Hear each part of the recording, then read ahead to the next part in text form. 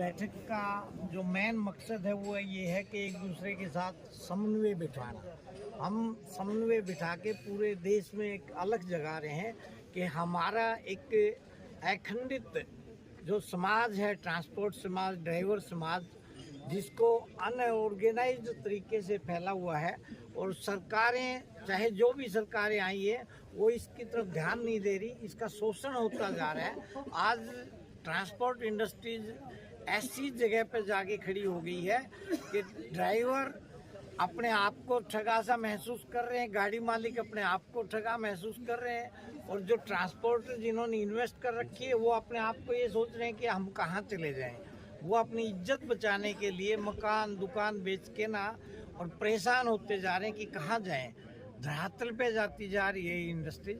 हमने इसको बचाने के लिए बहुत सारी समस्याएं हैं, हर एरिया में अलग अलग तरह की समस्याएं हैं, और उन समस्याओं को समाधान करने के लिए हम सरकार से एक ही चीज़ मांगते हैं कि आज तक किसानों को सब कुछ दिया, सम्मान दिया, आपने हर चीज़ दी, ऐसे ही सैनिकों को आपने बहुत कुछ दिया, लेकिन सैनिक और किसान की तरह ड्राइवर और ट्रांसपोर्टर भी 24 घंटे 12 महीने देश की सेवा करता है। चाहे वो सैनिकों का सामान हो, चाहे किसानों का सामान हो, चाहे आम जन का सामान हो, उसको आधी रात भी जाके ना वो डिलीवर करता है। खाने पीने की चीज़ों को डिलीवर करता है, दवाइयों को डिलीवर करता है। कोरोना काल में भी हम ड्राइवरों ने और ट्रांसपोर्टर ने सेवा दी थी देश के, बाकी सब अपने घर में बैठे थे।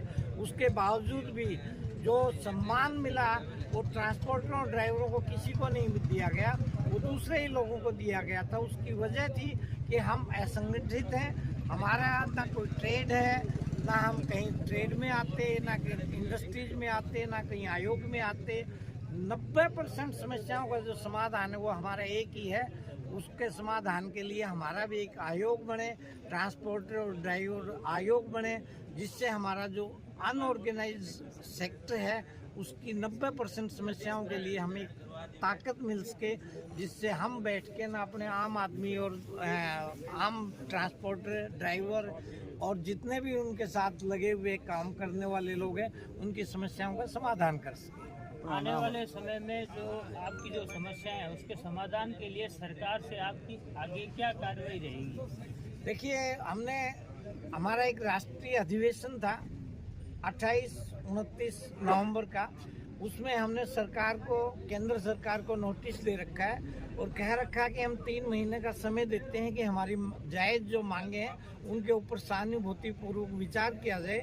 अगर वो विचार नहीं करते हैं तो हम 3 महीने के बाद हम पूरे देश में अलग जगा रहे हैं, ड्राइवरों को, ट्रांसपोर्टरों को बता रहे हैं कि हमारे सामने कितना अंधकार में भविष्य है, और इस भविष्य को उजाले में बदलने के लिए हमें एकता बहुत ज़रूरी है। उसके लिए हम पूरी तन मन धन से, हमारे ट्रांसपोर्टर और ड्राइवर भाई भी साथ दे रहे हैं और जागृति आ रही है। अगर हम ये 3 महीने क्रॉस हो जाते हैं मार्च के बाद, जैसे कि अभी बताया गया है कि ड्राइवरों ने भी एक बहुत बड़ा आंदोलन छेड़ा हुआ है 22-23 मार्च का ड्राइवर आयोग के लिए, हम उसमें पूरी तरह से समर्थन है और साथ हैं। अगर ऐसा नहीं होता है तो मार्च के बाद हम एक बड़ा आंदोलन पूरे देश व्यापी करेंगे, उसकी तैयारियां कर रहे हैं। आपकी मुख्य मांगे कौन कौन सी है?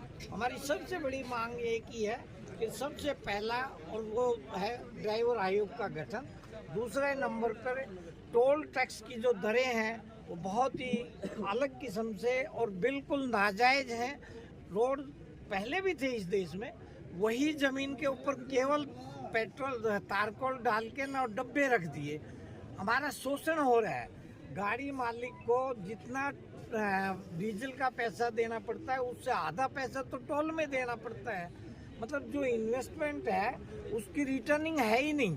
उसकी वजह से ड्राइवर भी परेशान है, बुकिंग वाले भी परेशान है, लॉजिस्टिक वाले भी परेशान है, आम आदमी भी परेशान है, और यहाँ चंद लोगों के हाथों में ये बागडोर जारी है। एक एक आदमी 5-5 हज़ार गाड़ियाँ बना रहा है। जो सिंगल गाड़ी मालिक है उसको तो कहीं मतलब सरवाइव करने का कोई मौका ही नहीं मिल रहा है, जिसकी वजह से हम सारे परेशान हैं। दिल्ली में हमारे ऊपर जो एक जीएसटी का टैक्स लगा रखा है ग्रीन टैक्स के नाम से, वो बहुत ही गलत और असहनीय है। दिल्ली में किसी का कोई रोल ही नहीं है। आज भी आप देखो, प्रदूषण दिल्ली में गाड़ी बंद कर दी तो हो गया क्या खत्म? कभी नहीं हुआ। पूरे देश की गाड़ियां वहां जाती हैं, लेकिन वहां नाजायज हमसे वसूली की जा रही है। हम चाहते हैं कि इस टाइप के जो अवैध वसूली है वो बिल्कुल पूरी तरह से बंद हो। नाम और पद बता दें। मेरा नाम RK शर्मा है, राष्ट्रीय अध्यक्ष अखिल भारतीय ट्रांसपोर्ट एसोसिएशन। और हमारे साथ में हैं सतीश जांगड़ा जी, ये हमारे ड्राइवर विंग के बहुत ही होनहार पदाधिकारी राष्ट्रीय। हमारे ओनली फॉर ट्रांसपोर्ट ही थे। अब हमारे ड्राइवरों को भी उनको बिल्कुल मिलके एक कड़ी से कड़ी जोर को सरकार को आवाज देनी, एक चेतावनी दे रहे हैं। 22 और 23 मार्च को अगर ड्राइवर समाज को नहीं समझा, ड्राइवर आयोग नहीं दिया, एक वीक के अंदर ये दिखा देंगे सरकार को ड्राइवर क्या होती है।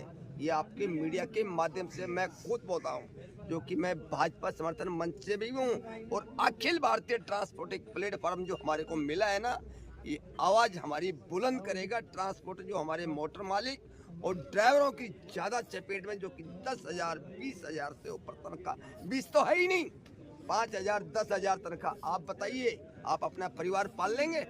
ये सिर्फ मंदी की चपेट है, जो कि अखिल भारतीय ट्रांसपोर्ट जो एसोसिएशन ABTA उनके माध्यम से हम सब एक हो रहे हैं। और 22 और 23 तारीख को दिल्ली जंतर मंतर के ऊपर हम अपना धरना देंगे और वहां से हमारी आवाज बुलंद होगी। अगर मानेंगे तो ठीक है, नहीं तो छीन के लेंगे। ट्रांसपोर्ट एकता जिंदाबाद, ड्राइवर एकता जिंदाबाद, ड्राइवर एकता जिंदाबाद। अपना नाम और पद।